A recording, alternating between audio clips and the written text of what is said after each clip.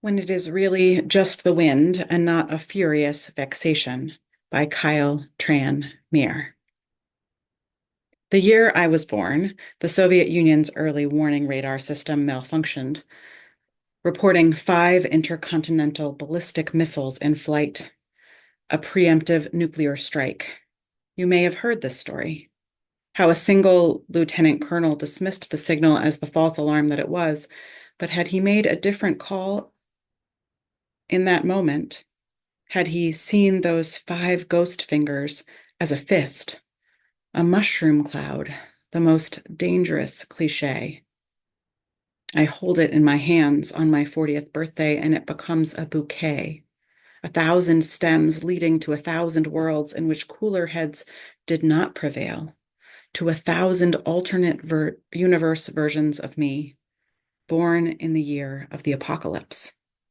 I see myself dead via radiation poisoning, dead via the shutdown of the supply chain, the failure of the water system, the reemergence of previously preventable diseases, dead in such manly ways, via an unlucky fall in a fistfight over nothing, via a scratch ignored and infected.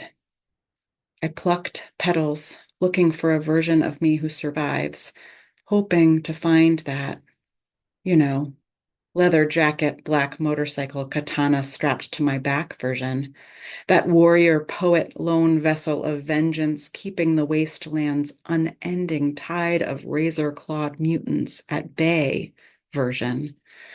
All these dead worlds, and he isn't out there. All these visions of who I could have been, and not a single hero, folk, super, or anti, or otherwise. In one life, I wore a suit of armor and drowned in the river. In one life, I hoarded food and choked on it. In one life, the basement was so full of boxes of bullets, a tornado came and I had nowhere to go, no shelter.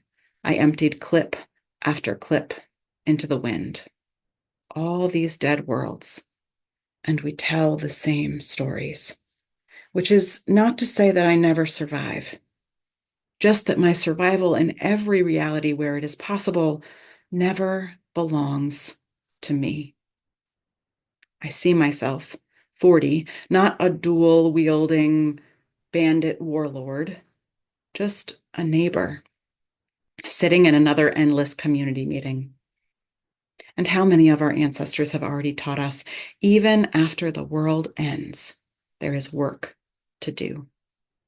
I see myself in that work, not the leader, not a lone wolf, just another part of the pack.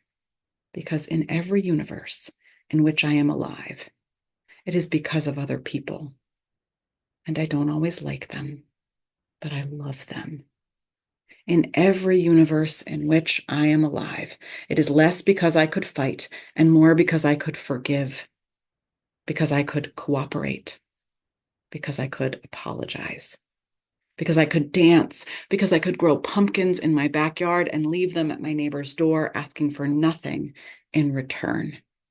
In every universe in which I am alive, I am holding a first aid kit, a solar panel, a sleeping cat.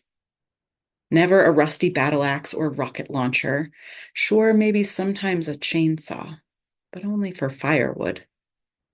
I'm holding a cooking pot, a teddy bear, a photo album, a basketball, a bouquet of flowers. Survival is not a fortress. It is a garden. Survival is not a siren. It is a symphony. And yeah, we fight for it sometimes. But survival is not the fight. It is the healing after. The soft hum of someone you trust applying the bandage. The feeling of falling asleep in a safe place.